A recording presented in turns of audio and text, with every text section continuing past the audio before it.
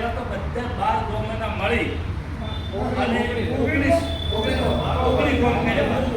પહેલા જે હતા આપણે 12 ગામના મળી અને 19 ગામ કર્યા.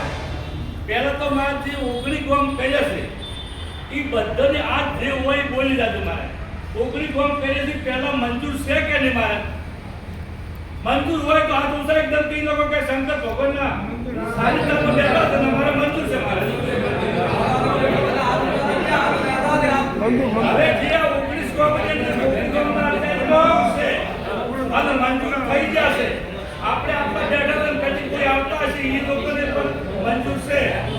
તો આ જે અત્યારે કાયદા કાનૂન થાય એના માટે આપણે દરેક 19 ગામને વેણ આપવો પડશે.